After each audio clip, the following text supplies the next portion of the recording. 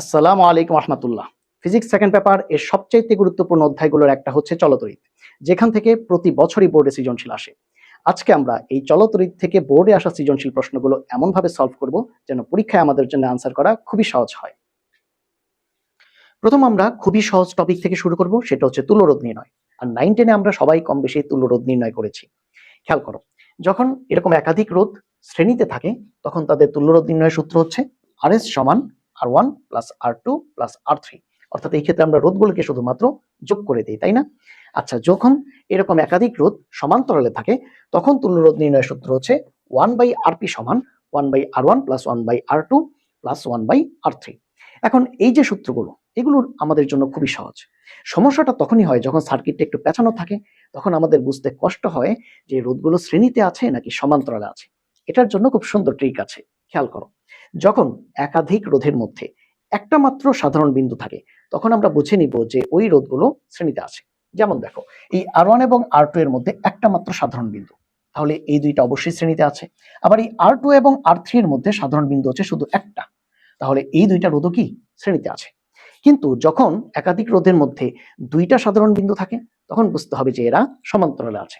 যেমন এই যে R1, R2, R3, এই চিত্রে এই তিনটা রোধের মধ্যে দুইটা সাধারণ বিন্দু আছে, একটা হচ্ছে এই পাশে এই বিন্দু আর একটা হচ্ছে এই পাশে বি বিন্দু, তাই এরা অবশ্যই কি আছে, সমান্তরালে আছে। এখন এই সৃজনশীলটা খেয়াল করো, এখানে দেখো আমাদেরকে বলা হয়েছে যে বর্তনীর তুল্য রোধ নির্ণয় করো।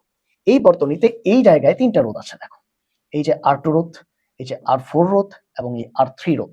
এই তিনটা রোধের মধ্যেই কিন্তু এখানেও দুইটা সাধারণ বিন্দু আছে। একটা হচ্ছে এই বিন্দু, এই বিন্দুতে দেখো R2, এই R4 এবং এই R3, তিনটা রোধে কিন্তু এই বিন্দুতে যুক্ত হয়েছে। আরেকটা হচ্ছে দেখো এই বিন্দুটা, এই বিন্দু দেখো এই যে R2 একটু ঘুরে গিয়ে এখানে যুক্ত হয়েছে, R4 এবং R3, এই তিনটা রোধেই দেখা যাচ্ছে দুইটা বিন্দুতেই যুক্ত হয়েছে। তার মানে এই দুইটা হচ্ছে এই তিনটা রোধের দুইটা সাধারণ বিন্দু, আর দুইটা যদি সাধারণ বিন্দু হয় তাহলে রোধ তিনটা কিভাবে আছে, সমান্তরালে আছে।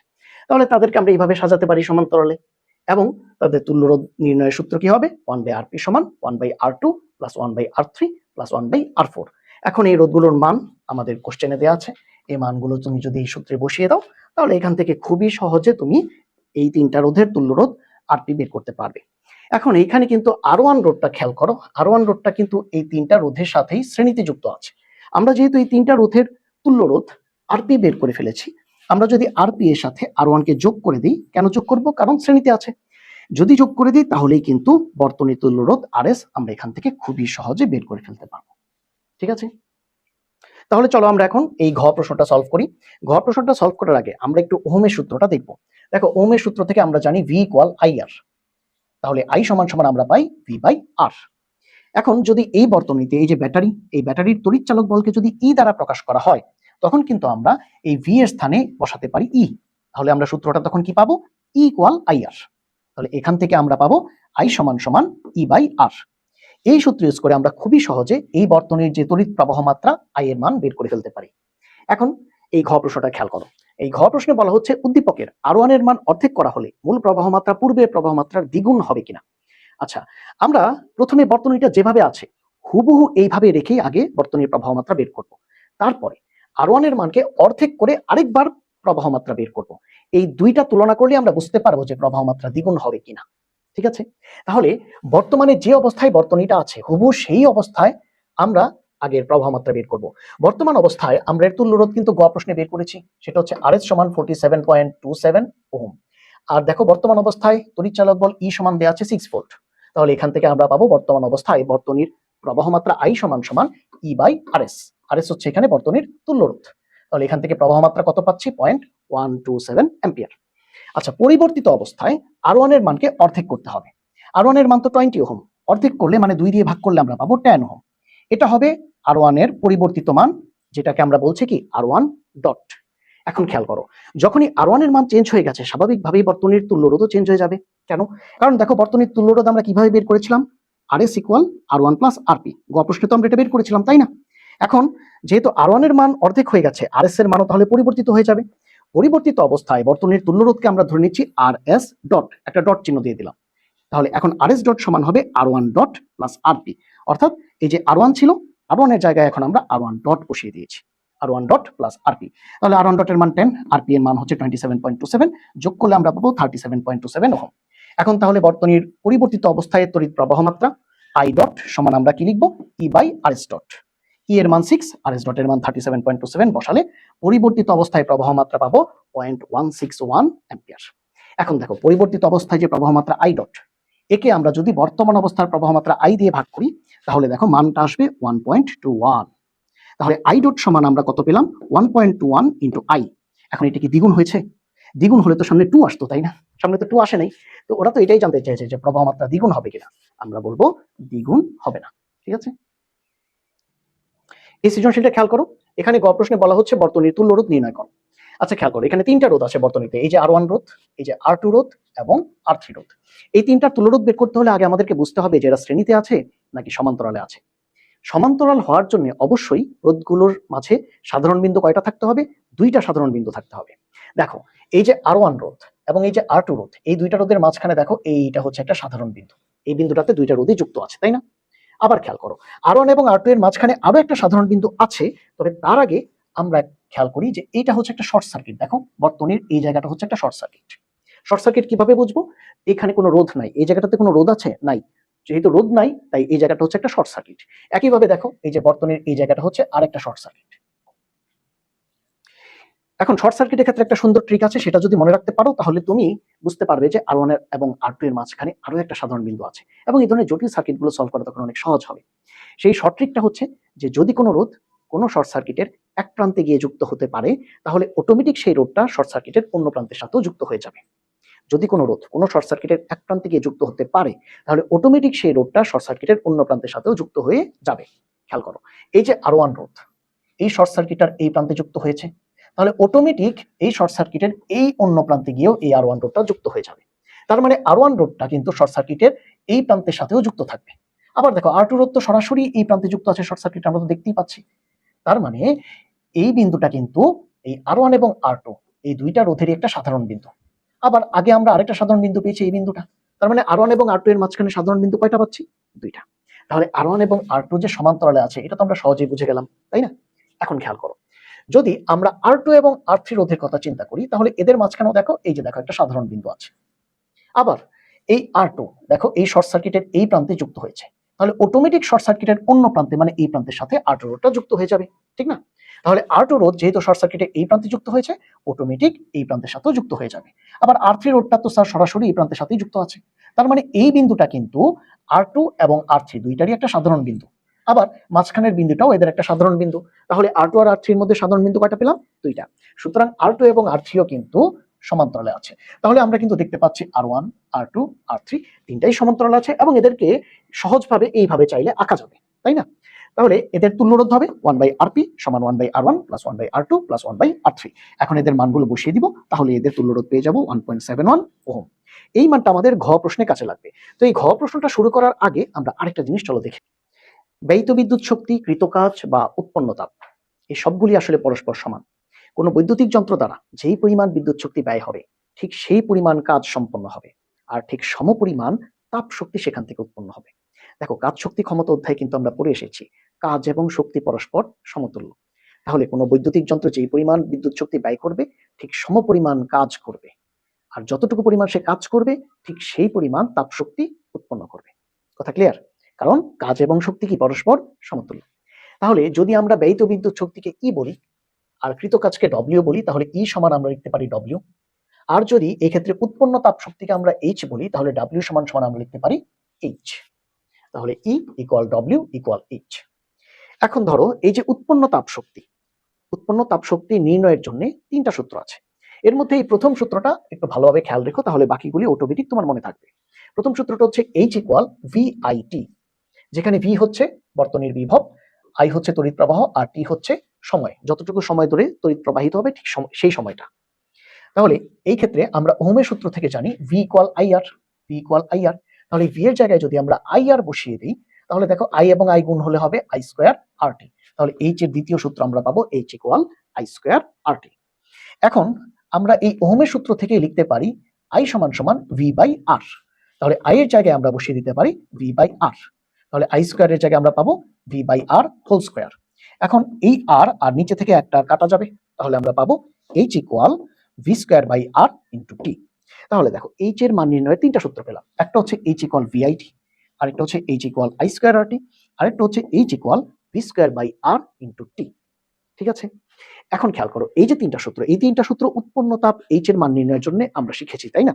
সাথে সাথে এই তিনটা সূত্র ইউজ করে তুমি কৃত কাজ ডব্লিউ এর মানও বের করতে পারবে, সাথে সাথে ব্যয়িত বিদ্যুৎ শক্তির পরিমাণ অর্থাৎ ই এর মানও বের করতে পারবে, কারণ ই সমান ডব্লিউ সমান এইচ। এই জিনিসটা কিন্তু খেয়াল রেখো। এখন চলো আমরা এই সৃজনশীলের এই ঘ প্রশ্ন যেটা বাকি ছিল এটা কমপ্লিট করি। এখানে বলা হচ্ছে যে বর্তনীটি হতে অধিক পরিমাণ তাপশক্তি পেতে হলে রোধগুলোর সংযোগ কিভাবে দিতে হবে। আচ্ছা, বর্তমানে রোধের সংযোগ কিভাবে আছে? অবশ্যই সমান্তরাল সংযোগ, এটা তোমরা গ প্রশ্নে দেখেছি, এবং তার তুল্য রোধ আরপি এর মানও কিন্তু আমরা বের করেছিলাম গ প্রশ্নে 1.71 ওহম। এখন আমরা জানি যে রোধের সংযোগ দুইভাবে দেওয়া যায়, শ্রেণী সংযোগ আর সমান্তরাল সংযোগ। তো আমরা আগে সমান্তরাল সংযোগে কি পরিমাণ তাপশক্তি পাওয়া যাবে সেটা আগে বের করব, তারপরে শ্রেণী সংযোগে কি পরিমাণ তাপশক্তি পাওয়া যাবে সেটা বের করব। তাহলেই আমরা বুঝতে পারবো যে কিভাবে সংযোগ দিলে বেশি তাপশক্তি পাওয়া যাবে। ওকে, তাহলে প্রথমে সমান্তরাল সংযোগে আমরা আরপি কত পেয়েছিলাম 1.71 ওহম ক প্রশ্ন থেকে। আর এই ক্ষেত্রে দেখো ভি, এই যে দেখো ভি দেওয়া আছে 10 ভোল্ট, ভি এর মান 10 ভোল্ট। তাহলে এখন টি সময়ে উৎপন্ন তাপশক্তি সূত্র কি? H equal V square by R into T. এই যে দেখো এই সূত্রটা আছে না, H equal V square by R into T. এখন যেহেতু এখানে আমরা সমান্তরাল সংযোগ প্রথম করছি, তাই এইচ এর নিচে ছোট্ট করে একটা পি দিলাম এইচপি, আর এর নিচে তুল্যরোধ হচ্ছে আরপি, এই যে তুল্যরোধ আরপি। তাহলে এখান থেকে আমরা সমান্তরাল সংযোগের জন্য উৎপন্ন তাপশক্তির পরিমাণ বের করতে পারবো। আচ্ছা, এখন চলো শ্রেণী সংযোগের জন্য দেখি। শ্রেণী সংযোগের সময় এই যে তিনটা রোধ R1 R2 R3 তিনটাকে যদি আমরা শ্রেণীতে যুক্ত করি তাহলে তুল্য রোধ হবে RS, তাই না? তখন R1 R2 R3 তিনটাই যোগ হয়ে যাবে একসাথে যদি আমরা শ্রেণীতে যুক্ত করি এদেরকে। তখন R1 কত 3, R2 হচ্ছে 6, R3 হচ্ছে 12, যোগ করলে পাবো 21 ওহম এদের তুল্য রোধ। এক্ষেত্রে টি সময়ে উৎপন্ন তাপশক্তি আগের মতোই H equal V square by RT. এক্ষেত্রে যেহেতু শ্রেণী সংযোগ তাই এইচ এর নিচে ছোট্ট করে একটা এস দিলাম, আর এর নিচেও এস, আর এস হচ্ছে এক্ষেত্রে তুল্যরোধ। ওকে, তাহলে এখন খেয়াল করো, আমরা যদি এই যে এইচপি সমান্তরাল সংযোগে যে উৎপন্ন তাপশক্তি একে যদি এইচএস দিয়ে ভাগ দিই তাহলে এইচপি বাই এইচএস, উপরে আমরা এইচপি এর মান বসালাম, নিচে আমরা এইচএস এর মান বসালাম। উপরে আর নিচে দেখো এই টি টি কাটা যাবে। এখন ভি স্কয়ার কাটা যায়, তাহলে আমরা এখান থেকে কি পাবো আরএস বাই আরপি। আরএস কত? আরএস হচ্ছে 21, এই যে দেখো আরএস হচ্ছে 21, আরপি কত? আরপি হচ্ছে এই যে 1.71। তাহলে এখান থেকে আমরা পাবো 12.28। এখন বলো তাহলে কে বড়? অবশ্যই এইচপি বড় এবং এইচএস ছোট, এইচপি বড় এবং এইচএস ছোট। তাহলে আমরা বুঝতে পারছি যে সমান্তরাল সংযোগে কিন্তু অধিক তাপশক্তি উৎপন্ন হবে। ঠিক আছে, বৈদ্যুতিক যন্ত্রের ক্ষমতা আমরা জানি যে ক্ষমতা পি সমান সমান ডব্লিউ বাই টি, অর্থাৎ কাজকে সময় দিয়ে ভাগ দিলে ক্ষমতা পাওয়া যায়।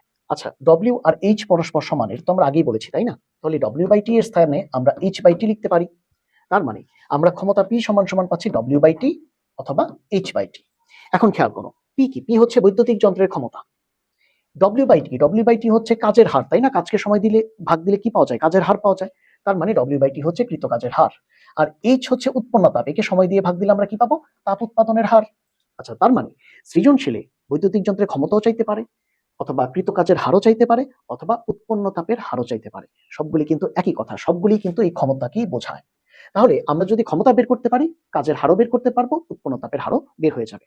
এখন দেখো আমরা এই যে এইচ এর যে তিনটা সূত্র পেয়েছিলাম, সেই তিনটা সূত্রকে যদি আমরা সময় টি দিয়ে ভাগ দিই তাহলেই কিন্তু প্রতি ক্ষেত্রে আমরা ক্ষমতা বের করতে পারবো। যেমন এইচ এর প্রথম সূত্রটা আমরা কি পেয়েছিলাম? H equal V I T. এই সূত্রটাকে আমরা যদি টি দিয়ে ভাগ দিই তাহলে এই টিটা এখান থেকে ক্যান্সেল হয়ে যাবে, আমরা তখন ক্ষমতা পাবো পি ইকুয়াল ভি আই। দেখো এখানে কিন্তু টিটা ক্যান্সেল হয়ে গেছে, টিটা কিন্তু আর এখানে নাই। একইভাবে দেখো এইচ ইকুয়াল আই স্কয়ার আর টি, এই সূত্রকে তুমি যদি টি দিয়ে ভাগ দাও তাহলে এই টিটা কিন্তু এখান থেকে ক্যান্সেল হয়ে যাবে, তখন আমরা ক্ষমতা হিসেবে পাবো আই স্কয়ার ইন্টু আর। এই যে দেখো পি ইকুয়াল আই স্কয়ার আর টি কিন্তু এখানেও কাটা গিয়েছে, তাই না? তারপরে শেষ যে সূত্রটা সেটা কি ছিল? H equal V square by R into T. একেও যদি তুমি টি দিয়ে ভাগ দাও এই টিটা তখন কাটা যাবে, তুমি ক্ষমতা হিসেবে পেয়ে যাবে ভি স্কয়ার বাই আর। এই যে দেখো P equal V square by R. তাহলে ক্ষমতা বের করার জন্য মূলত আমাদের আলাদা করে সূত্র মুখস্থ করার কোনো দরকার নাই। এইচ এর যে সূত্রগুলি ছিল সেই সূত্রগুলো থেকে জাস্ট টি কে ক্যান্সেল করে দিলেই আমরা কিন্তু ক্ষমতা পেয়ে যাব। তাহলে এখন এই সৃজনশীলটা খেয়াল করো। আচ্ছা, আমরা কি একটা জিনিস তাহলে ক্লিয়ার হয়েছি যে সৃজনশীলে বৈদ্যুতিক যন্ত্রের ক্ষমতা চাইতে পারে, কৃতকাজের হার চাইতে পারে, তাপ উৎপাদনের হার চাইতে পারে, তিনটা কিন্তু একই কথা। খেয়াল করো এই সৃজনশীলে কি বলা হয়েছে? এই সৃজনশীলের গ প্রশ্নে বলা হয়েছে উদ্দীপকে উল্লিখিত নিমজ্জক উত্তাপকটির রোধ নির্ণয় করো। আচ্ছা, নিমজ্জক উত্তাপক এখানে এর রোধ বের করতে হবে। দেখো সৃজনশীলকে বলেছে 2.5 কেজি পানির তাপমাত্রা 20 ডিগ্রি সেলসিয়াস থেকে 95 ডিগ্রি সেলসিয়াসে উন্নীত করার জন্য 220 ভোল্ট আর 1000 ওয়াট এর নিমজ্জক উত্তাপক ব্যবহার করা হলো। তার মানে নিমজ্জক উত্তাপকের বিভব দেওয়া হয়েছে 220 ভোল্ট আর এর ক্ষমতা দেওয়া হয়েছে 1000 ওয়াট। কার? এই নিমজ্জক উত্তাপকের। আমাদের কিন্তু নিমজ্জক উত্তাপকেরই রোধ বের করতে হবে। তাহলে আমরা জানি যে ক্ষমতা P সমান সমান v স্কয়ার বাই r। এই যে দেখো সর্বশেষ যেটা পেয়েছিলাম P equal v square by r।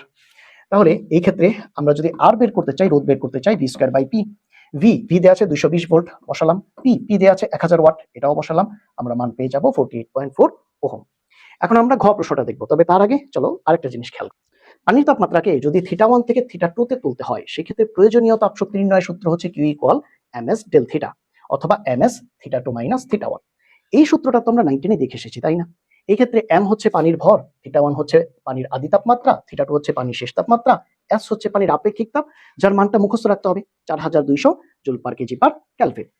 এখন আমরা এই সৃজনশীলটার ঘ প্রশ্ন দেখার আগে আমরা সৃজনশীলটা একবার রিডিং করব, ঠিক আছে? সৃজনশীলে বলা হচ্ছে 2.5 কেজি পানির তাপমাত্রা 20 ডিগ্রি সেলসিয়াস থেকে 95 ডিগ্রি সেলসিয়াসে উন্নীত করার জন্য 220 ভোল্ট 1000 ওয়াটের নিমজ্জক উত্তাপক ব্যবহার করা হলো। তাহলে আমরা এই নিমজ্জক উত্তাপকটা কেন ব্যবহার করলাম?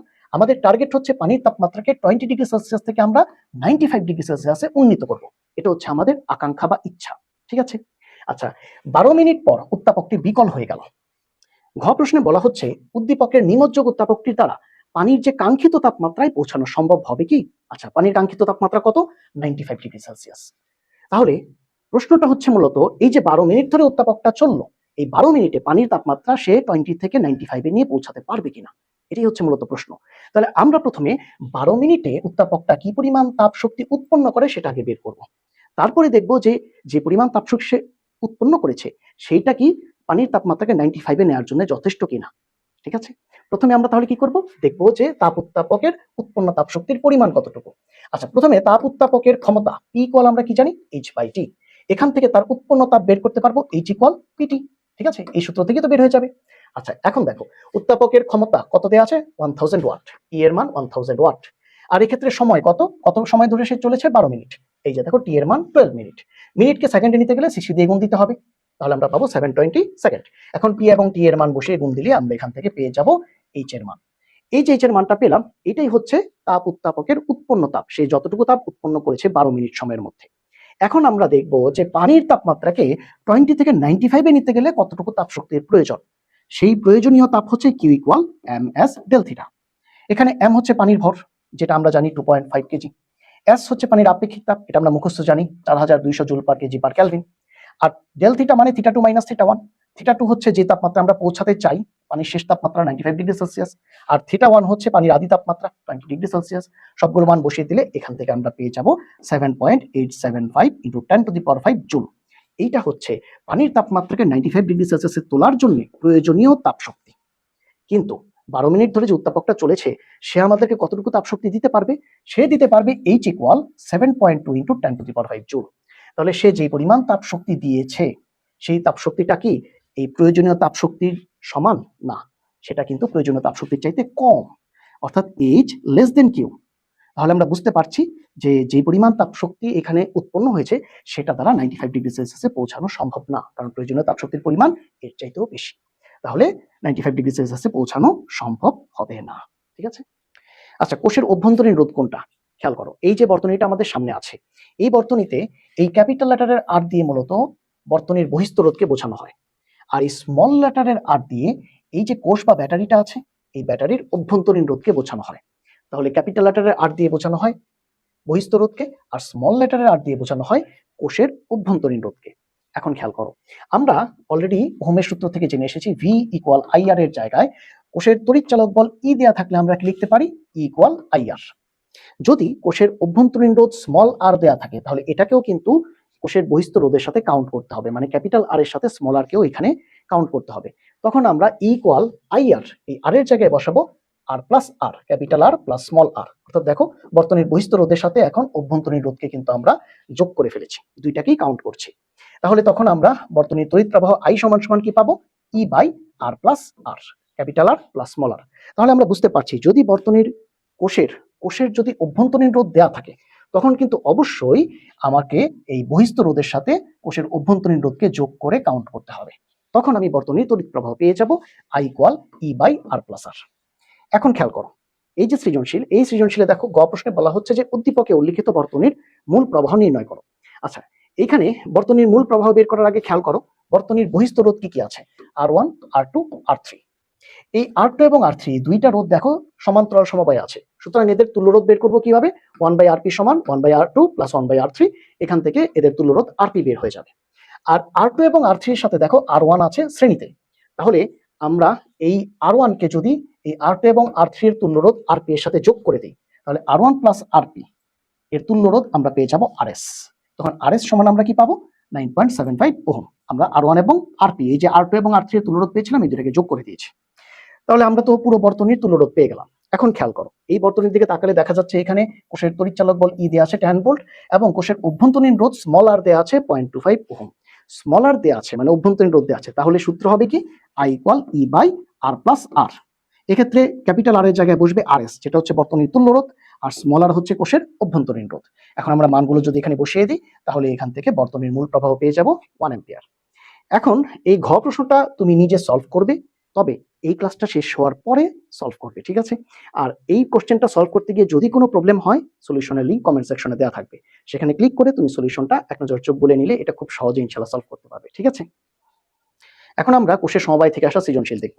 প্রথমেই দেখো, এখানে 3টা কোষ শ্রেণীতে যুক্ত আছে, যাদের প্রত্যেকের তড়িৎচালক বলের মান হচ্ছে E, আবার এদের অভ্যন্তরীণ রোধের মানও সমান r। এখন এদের তুল্য তড়িৎচালক বল হবে প্রত্যেকটা কোষের তড়িৎচালক বলের সমষ্টির সমান, অর্থাৎ ES সমান হবে E + E + E মানে 3E।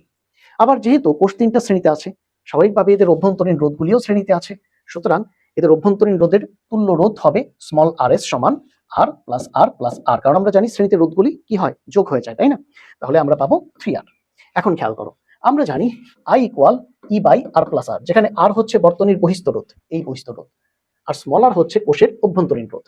এখন আমরা এই শ্রেণী সংযোগের ক্ষেত্রে E এর জায়গায় আমরা লিখব ES, আর r এর জায়গায় আমরা লিখব RS। তাহলে এখান থেকে ES আমরা কত পেয়েছি, 3E, আর RS কত পেয়েছি, 3R। যদি এখানে দুইটা কোষ থাকতো, তাহলে আমরা এখানে লিখতাম 2E এবং 2R, ঠিক আছে? এখন খেয়াল করো, যদি 3টা কোষ এরকম সমান্তরাল সমবায়ে থাকে, এক্ষেত্রেও দেখো এদের প্রত্যেকের তড়িৎচালক বলের মান কিন্তু সমান আছে এবং এদের অভ্যন্তরীণ রোধও কিন্তু পরস্পর সমান। তখন এদের তুল্য তড়িৎচালক বল EP, যেহেতু প্যারালাল বা সমান্তরাল আছে, তুল্য তড়িৎচালক বল হচ্ছে EP সমান আমরা লিখব যে কোনো একটা শাখার তড়িৎচালক বল, যে কোনো একটা শাখা, প্রত্যেকটা শাখার তড়িৎচালক বলই তো এখানে সমান দেখা যাচ্ছে, তাই না? তাহলে যে কোনো একটা শাখার তড়িৎচালক বল হবে এদের তুল্য তড়িৎচালক বলের সমান। তাহলে EP সমান E, অর্থাৎ যে কোনো একটার তড়িৎচালক বল নিলেই আমরা EP পেয়ে যাব।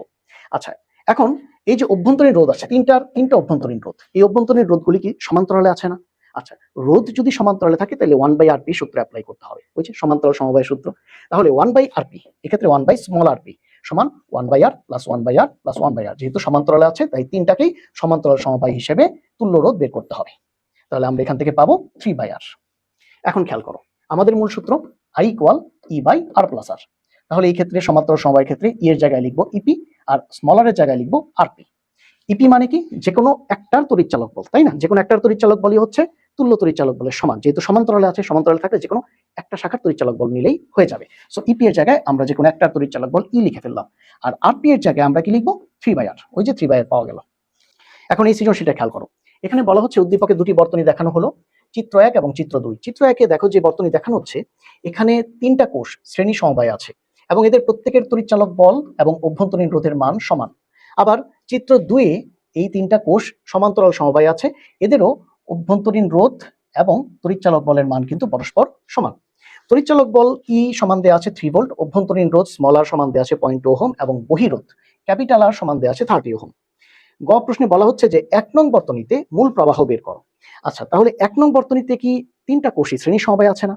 আচ্ছা, শ্রেণী সমবায়ে থাকলে ES সমান আমরা লিখব E + E + E মানে 3, এবং RS সমান আমরা লিখব R + R + R মানে 3R।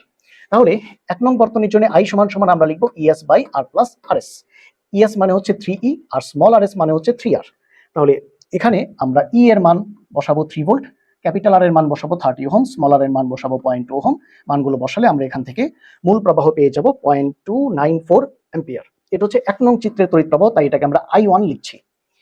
এখন খেয়াল করো, ঘ প্রশ্নে কি বলা হচ্ছে, উদ্দীপকের আলোকে কোন বর্তনীতে একক সময়ে অধিক শক্তি অপচয় হবে। আচ্ছা, যেই পরিমাণ শক্তি ব্যয় হবে বা অপচয় হবে, একই কথা, যে পরিমাণ শক্তি ব্যয় হবে, ব্যয়িত শক্তি সমান সমান কৃত কাজ, মনে আছে তোমাদের? আর যে পরিমাণ কাজ হবে সেই পরিমাণ তাপ শক্তি উৎপন্ন হবে। এই প্রত্যেকটার মান পরস্পর সমান। সুতরাং আমরা এইচ বের করার জন্য যে সূত্রগুলি ইউজ করেছি, সেই একই সূত্র ইউজ করে আমরা এখান থেকে যে পরিমাণ শক্তি ব্যয় হবে বা অপচয় হবে সেটা বের করে ফেলতে পারবো। ওকে, সো আমরা এখান থেকে এইচ এর সূত্র ইউজ করব, ওইটা দিয়েই ব্যয়িত শক্তি এবং কৃত কাজ যা চায় প্রশ্নের সবকিছুই বের করা যায়। একই কথা সবগুলি, এটা তো আমরা আগেই বলে এসেছি, তাই না? তাহলে যে পরিমাণ তাপ শক্তি উৎপন্ন হবে সেই পরিমাণ শক্তি আসলে এখানে অপচয় হবে, একই কথা। সো আমরা তাপ শক্তি উৎপন্নের এই যে সূত্রটা ছিল এইচ ইকুয়াল আই স্কয়ার আর টি, এইটা ইউজ করব। এই ক্ষেত্রে যে বিষয়টা খেয়াল রাখবে সেটা হচ্ছে আর, এখানে কিন্তু তোমাকে এটা বলে নাই যে আর রোধের কারণে কতটুকু শক্তি অপচয় হবে, এটা বলে নাই। তোমাকে বলেছে বর্তনীতে কোন বর্তনীতে বেশি শক্তি অপচয় হবে। তার মানে বর্তনীতে দেখো, বর্তনীতে কিন্তু এই ক্যাপিটাল আর রোধ ছাড়াও এই অভ্যন্তরীণ রোধগুলিও কিন্তু আছে। সুতরাং যখন বর্তনী, সম্পূর্ণ বর্তনীর চিন্তা তুমি করবে, তখন অবশ্যই এই ক্যাপিটাল আর রোধের সাথে সাথে এই অভ্যন্তরীণ রোধগুলোর কথাও তোমাকে কাউন্ট করতে হবে। তো আমরা জানি এই ক্ষেত্রে যদি অভ্যন্তরীণ রোধের সাথে কাউন্ট করতে হয়, এই আর এর জায়গায় আমাদেরকে কি বসাতে হবে, এই যে দেখো আর প্লাস আর এস, অর্থাৎ আর এর সাথে, ক্যাপিটাল আর এর সাথে এখন অভ্যন্তরীণ রোধের যে তুল্য রোধ আর এস সেটাকেও যোগ করে দিতে হবে। তাহলে এই ক্ষেত্রে আমাদের সূত্রটা হবে আই স্কোয়ারের জায়গায় হবে আই ওয়ান স্কোয়ার, যেহেতু চিত্র একের তড়িৎ প্রবাহ আমরা পেয়েছি আই ওয়ান স্কোয়ার, আর আর এর জায়গায় হবে আমাদের আর প্লাস আর এস, যেহেতু চিত্র একের মধ্যে আমাদের অভ্যন্তরীণ রোধও আছে, অভ্যন্তরীণ রোধের তুল্য রোধ হচ্ছে আর এস, ইন্টু টি, টি হচ্ছে যেই সময়টাতে এই শক্তিটা অপচয় হবে সেইটা। যেহেতু ওরা বলেছে যে একক সময়, দেখো এখানে বলা আছে কোন বর্তনীতে একক সময়ে অধিক শক্তি অপচয় হবে। একক সময় বলার কারণে টি এর মান আমরা ওয়ান বসাবো, টি এর মান ওয়ান বসালে এখানে তো আর টি লেখার প্রয়োজন নাই। আচ্ছা, আই ওয়ান স্কোয়ারের মান বসাবো আমরা আর, ক্যাপিটাল আর, আর আর এস মানে কি 3R। এখন মানগুলো বসাই, আই ওয়ান এর মান আমরা অলরেডি পেয়ে গেছি 0.294, এটা বসাবো।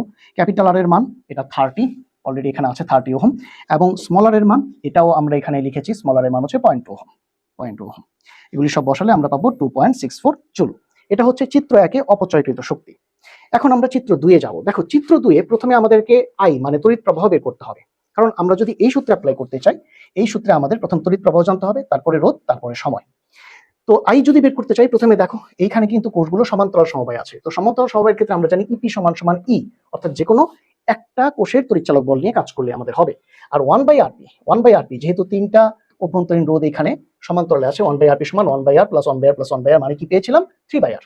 তাহলে আই টু সমান আমরা বসাবো, অর্থাৎ চিত্র 2 এর জন্য তড়িৎ প্রবাহকে আই টু বলছি, আই টু সমান বসাবো EP by capital R plus RP.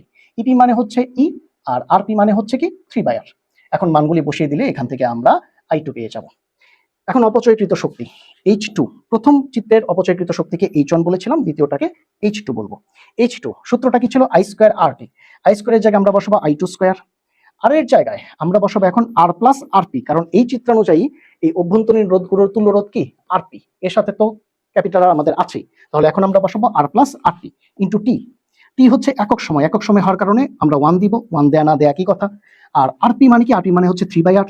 এখন সবগুলো মান এখানে বসিয়ে দাও, তাহলে এখান থেকেও তুমি অপচয়কৃত শক্তিটা পেয়ে যাবে।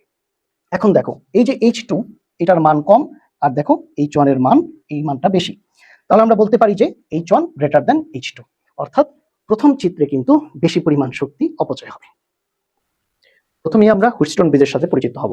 দেখো হুইটস্টোন ব্রিজ হচ্ছে এরকম একটা যন্ত্রসজ্জা, যেখানে একটা চতুর্ভুজ থাকে, এই যে দেখো A B C D A, এই যে চতুর্ভুজ, এই চতুর্ভুজের চারটা বাহুতে চারটা রোধ থাকে।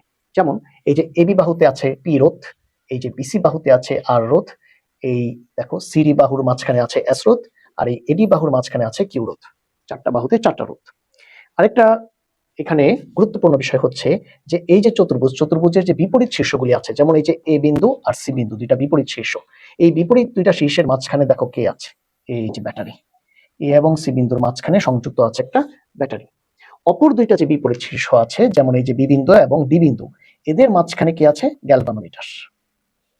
তাহলে হুইটস্টোন ব্রিজের যন্ত্রসজ্জাটা কেমন, এক্ষেত্রে একটা চতুর্ভুজের চার বাহুতে চারটা রোধ থাকে, পি কিউ আর এস, এবং যে কোনো দুইটা বিপরীত শীর্ষের মাঝখানে থাকে ব্যাটারি। যেমন এই যে এ বিন্দু আর এই যে সি বিন্দু, এর মাঝখানে কি আছে, এই যে ব্যাটারি ই আছে। অপর দুইটা বিপরীত শীর্ষের মাঝখানে থাকে গ্যালভানোমিটার, যেমন এই যে বি এবং এই ডি এর মাঝখানে আছে গ্যালভানোমিটার জি। তাহলে হুইটস্টোন ব্রিজের যন্ত্রসজ্জাটা আমরা মোটামুটি বুঝতে পারছি না, আলহামদুলিল্লাহ। এখন আমরা খেয়াল করি এখানে এই যে ব্যাটারি ই, এই ই এর তড়িৎ প্রবাহ, মূল বর্তনীর মূল তড়িৎ প্রবাহ হচ্ছে আই, এই আই তড়িৎ প্রবাহ এ বিন্দুতে এসে দুইটা ভাগে ভাগ হয়। একটা ভাগ আমরা দেখতে পাচ্ছি I1 যেটা পি রোধের মধ্য দিয়ে চলে গিয়েছে, আরেকটা ভাগ I2 যেটা কিউ রোধের মধ্য দিয়ে চলে গেছে।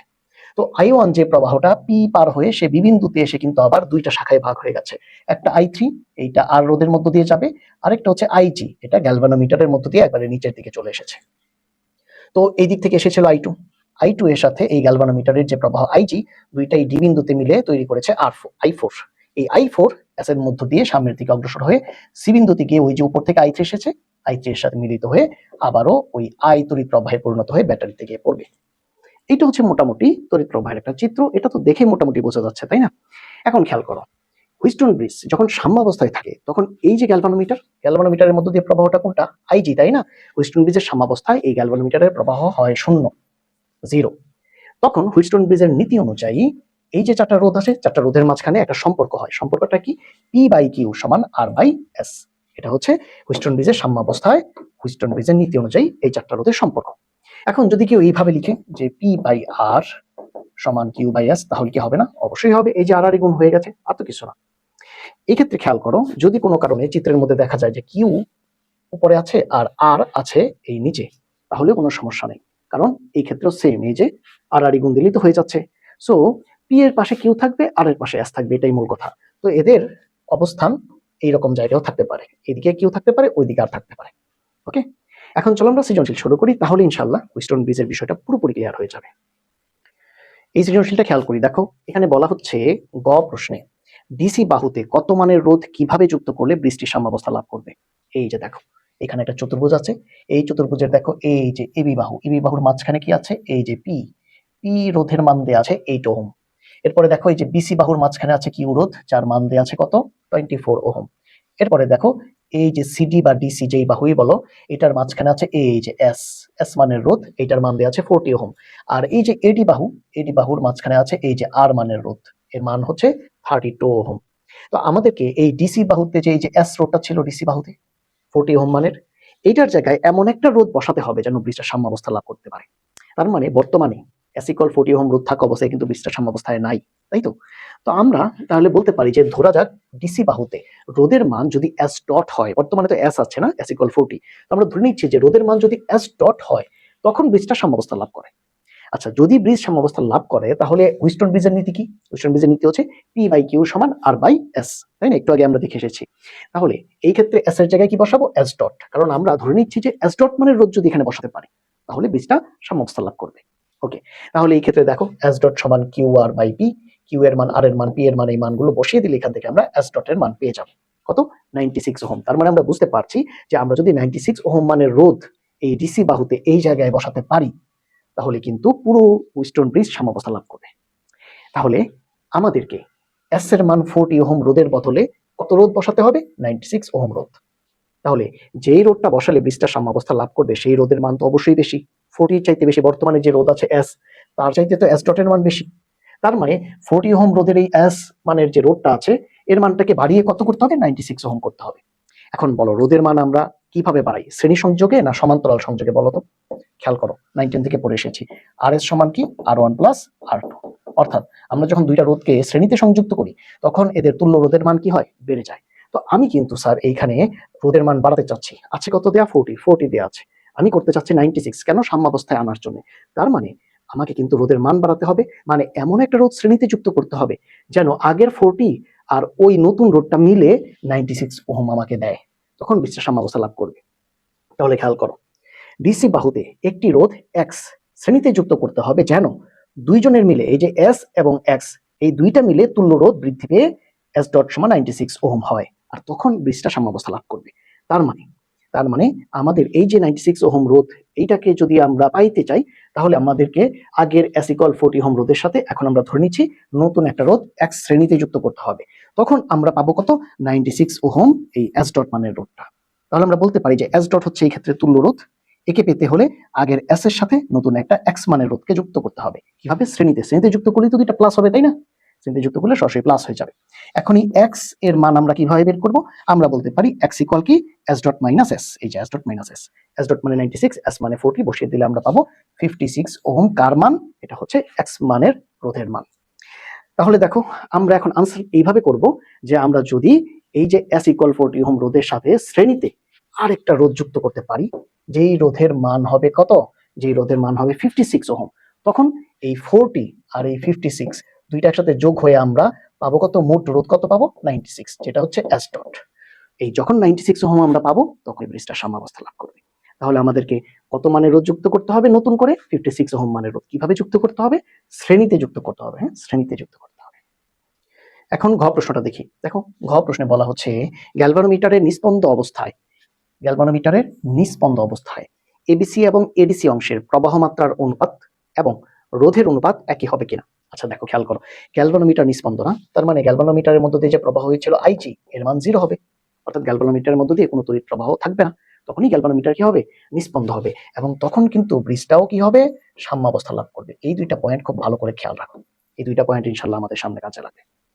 তাহলে আইজি এর মান যদি 0 হয়, তাহলে খেয়াল করো এই যে এই দিক দিয়ে যে প্রবাহটা এসেছে, এই লাইনটা আমার কোনো দরকারই নেই, কারণ এই আইজি এর মান কত, 0। এটা এই লাইন দিয়ে মানে গ্যালভানোমিটারের ভিতর দিয়ে কোনো তড়িৎ প্রবাহই হবে না। তাহলে আইজি এর মান যদি 0 হয়, দেখো এই জায়গায় 0 হয়ে যাবে। তাহলে এই যে I1 প্রবাহ এই দিক দিয়ে রওনা করেছিল, এই পি এর মধ্য দিয়ে I1 গিয়েছে, দেখবা যে কিউ এর মধ্য দিয়েও কি I1ই যাবে, কারণ আইজি এর মান কি হয়ে গেছে, 0 হয়ে গেছে। I1 এই দিক দিয়েও গিয়েছে, এই দিক দিয়েও গিয়ে আবার এই বিন্দুতে ফেরত এসেছে। একইভাবে I2 এখানে আর এর মধ্য দিয়ে গিয়েছিল, তাই না, I2 এই দিক দিয়ে যেহেতু আইজি এর মান 0 হয়ে গেছে, তাহলে I2 এর সাথে যে প্লাস আইজি আছে এটা 0 হয়ে যাবে। সো আলটিমেটলি এই বিন্দুতে আসার পরে ওই যে I2 এর মান কিন্তু অপরিবর্তিতই থাকবে। তাহলে এই উপরের শাখা দিয়ে কে যাবে, I1 উপরের শাখা দিয়ে শুধু I1 যাবে, আর এই নিচের শাখা দিয়ে কে যাবে, I2 আইজি এর মান উভয় ক্ষেত্রে 0 হয়ে যাবে। ব্রিজটা তখন সাম্যাবস্থা লাভ করবে। এখন খেয়াল করো, আমরা কিন্তু এই চিত্রটা আমাদের মতো করে আঁকলাম। দেখো, আমরা কিন্তু মাঝখানের এই গ্যালভানোমিটারের শাখাটা বাদ দিয়ে দিয়েছি। কেন? কারণ আমরা বলছি যে ব্রিজের সাম্যাবস্থায় গ্যালভানোমিটারের মধ্যে দিয়ে প্রবাহ শূন্য। তো প্রবাহ যেহেতু নাই, এই দিক দিয়ে অযথা লাইন রাখার দরকার কি, লাইন আমরা তুলে ফেলেছি। আচ্ছা, এখন ওই আগের আমরা যেটা বলছিলাম সেই কাজটাই হলো, যে এই যে দেখো I1 এটা পি এর মধ্য দিয়ে গিয়ে তারপরে এই যে কিউ এর মধ্য দিয়ে গিয়ে সি বিন্দুতে ফেরত আসলো, আর এই যে I2 এটা আর এর মধ্য দিয়ে গিয়ে এই যে এস এর মধ্য দিয়ে গিয়ে তারপরে সি বিন্দুতে ফেরত আসলো। তার মানে এ বি সি এর মধ্য দিয়ে তড়িৎ প্রবাহ হচ্ছে I1, আর এই যে এ ডি সি এর মধ্য দিয়ে তড়িৎ প্রবাহ হচ্ছে I2। এখন খেয়াল করো, এবিসি অংশের ক্ষেত্রে আমরা কি পাচ্ছি, এবিসি অংশের ক্ষেত্রে আমরা দুইটা রূপ পাচ্ছি, একটা হচ্ছে পি আর একটা হচ্ছে কিউ, দুইটার মানই প্রশ্নে দেওয়া আছে। তাহলে এবিসি অংশের তুল্য রোধ R1 সমান আমরা কি লিখতে পারি, পি প্লাস কিউ, যেহেতু পি আর কিউ দুইটাই শ্রেণীতে আছে, তাহলে এর মান হবে 32 ওহম। আচ্ছা, এবিসি অংশের ক্ষেত্রে তড়িৎ প্রবাহ আমরা জানি I = V/R। তাহলে এবিসি অংশের তড়িৎ প্রবাহ যেহেতু I1, তাহলে I1 সমান V/R1। R1 হচ্ছে এবিসি অংশের তুল্য রোধ। এখন ভি কত, এই যে দেখো প্রশ্নে কিন্তু এটা দেওয়া আছে, ব্যাটারির যে বিভব সেটা হচ্ছে 12 ভোল্ট। তাহলে এই ক্ষেত্রে আমরা ভি এর মান বসাবো 12 ভোল্ট, আর R1 আছে 32 ওহম। এখান থেকে কিন্তু আমরা I1 পেয়ে যাব। এটা হচ্ছে এবিসি অংশের ক্ষেত্রে এবিসি অংশের তড়িৎ প্রবাহ I1 এবিসি। আচ্ছা, এখন আমরা কি করব, এখন আমরা এই যে এডিসি আছে নিচেরটা, এডিসি দিয়ে তড়িৎ প্রবাহ কোনটা, I2, এই I2 নিয়ে কাজ করা শুরু করব। দেখো, এডিসি অংশের ক্ষেত্রে দুইটা রোধ আছে এডিসি অংশে, একটা হচ্ছে আর আর একটা হচ্ছে এস ডট। এখন তুমি বলতে পারো স্যার এটা তো এস ছিল। হ্যাঁ, প্রশ্নের তো এটা কি ছিল, প্রশ্নে এটা ছিল এস। স্যার আমাদেরকে কি বলেছে, আমাদেরকে বলেছে গ্যালভানোমিটার নিস্পন্দ অবস্থায়, আর তখন আমি কিন্তু দুইটা জায়গা লিখে রেখেছিলাম এই সমস্যার জন্য, সেটা হচ্ছে আইজি এর মান 0 হবে নিস্পন্দ অবস্থায়। নিস্পন্দ মানে আইজি এর মান 0, মানে এটার মধ্যে কোনো তড়িৎ প্রবাহ থাকবে না, আর সাথে সাথে তখন ব্রিজটা কি হবে, সাম্যাবস্থা লাভ করবে। তো ব্রিজের সাম্যাবস্থা কখন লাভ করেছিল বলতো, এই যে দেখো গ প্রশ্ন যখন আমরা করেছিলাম, ব্রিজের সাম্যাবস্থা কখন ছিল, 40 ওহমের জন্য ছিল, নাকি যখন এস ডট সমান 96 ওহম মানের একজনকে এনে বসাবো তখন ব্রিজ সাম্যাবস্থা লাভ করবে, বলো। হ্যাঁ, আমরা তো এস ডটের জন্য ব্রিজটাকে সাম্যাবস্থায় পেয়েছিলাম, এই যে এস ডট ধরে এনে মান বের করেছিলাম যে 96 ওহম হলেই ব্রিজটা সাম্যাবস্থায় আসবে। তাহলে আমি এইখানে যেহেতু এখন নিস্পন্দ অবস্থা আছে, নিস্পন্দ অবস্থায় আমি এস ডট সমান 96 ওহম বসিয়ে এই জায়গাটা সলভ করব, না হলে কিন্তু অঙ্ক হবে না। তাহলে এই ক্ষেত্রে তুল্যরোধ R2, এই এডিসি অংশের মানে নিচের অংশটার তুল্যরোধ হবে R প্লাস এস ডট, মান বসিয়ে দিব, পাবো 128 ওহম। এক্ষেত্রে তড়িৎ প্রবাহ যদি I2 হয়, আমরা বলবো I2 সমান V/R2। তাহলে এই ক্ষেত্রে মান বসালে এই ক্ষেত্রে আমরা তড়িৎ প্রবাহের মান পেয়ে যাব। এখন দেখো, এবিসি অংশের ক্ষেত্রে আমরা কিন্তু রোধ পেয়েছি R1, তড়িৎ প্রবাহ পেয়েছি I1। আবার এডিসি অংশের ক্ষেত্রে আমরা রোধ পেয়েছি R2, তড়িৎ প্রবাহ I2। এখন এই দুইটা অংশের তড়িৎ প্রবাহের তুলনা করি, অর্থাৎ এবিসি অংশের I1 কে এডিসি অংশের I2 দ্বারা আগে ভাগ করি, I1/I2 কত আসলো, মানটা 4। এরপরে দুইটা রোধের তুলনা করি, এবিসি অংশের রোধ R1 এবং এডিসি অংশের রোধ R2, R1/R2 এটার মান কত আসলো, 1/4। তাহলে আমরা বুঝতে পারছি যে I1/I2 কিন্তু R1/R2 সমান না। দেখো প্রশ্ন এটাই চেয়েছে যে প্রবাহ মাত্রা অনুপাত এবং রোধের অনুপাত একই হবে কিনা। আচ্ছা, সমান না, কিন্তু এখানে আরেকটা ইন্টারেস্টিং বিষয় আছে যেটা অন্য আরেকটা বোর্ড কোশ্চেনে একবার এসেছে। সেটা হচ্ছে এখান থেকে তুমি প্রবাহ মাত্রার সাথে রোধের সম্পর্ক তৈরি করবা। আচ্ছা, খেয়াল করো প্রবাহ মাত্রার সাথে রোধের সম্পর্কটা কেমন। দেখো, একটার মান যদি 4 হয়, অন্যটার মান কত? 1/4। তার মানে প্রবাহ মাত্রা এবং রোধের সম্পর্ক হচ্ছে ব্যস্তানুপাতিক, মানে বিপরীত। একটা 4 হলে I1/I2 সমান 4 হলে R1/R2 হয়ে গেছে 1/4। তার মানে প্রবাহ মাত্রা রোধের সম্পর্ক ব্যস্তানুপাতিক আমরা এখান থেকে দেখাতে পারি। এখন চলো আমরা কারশফের প্রথম সূত্র দেখি। দেখো, কারশফের প্রথম সূত্র অনুসারে তড়িৎ বর্তনীর কোন সংযোগ বিন্দুতে মিলিত প্রবাহগুলোর বীজগাণিতিক সমষ্টি হবে 0। যেমন এখানে দেখো, এইখানে এই যে একটা বিন্দু দেখতে পাচ্ছি, ও বিন্দু। এই ও বিন্দুতে এখানে 5টা তড়িৎ প্রবাহ আছে, I1, I2, I3, I4, I5। এদের সবার সমষ্টি ও বিন্দুতে 0 হবে। কিভাবে হবে? প্রথমে আমাদেরকে এদের দিক দেখতে হবে, যেটা কোন দিকে প্রবাহিত হচ্ছে। ও বিন্দুর দিকে কারা কারা প্রবাহিত হচ্ছে। দেখো, ও বিন্দুর অভিমুখে প্রবাহিত হচ্ছে I1, I2 এবং I4। এরা সবাই ও বিন্দুর দিকে প্রবাহিত হচ্ছে, এদেরকে আমরা পজিটিভ ধরতে পারি।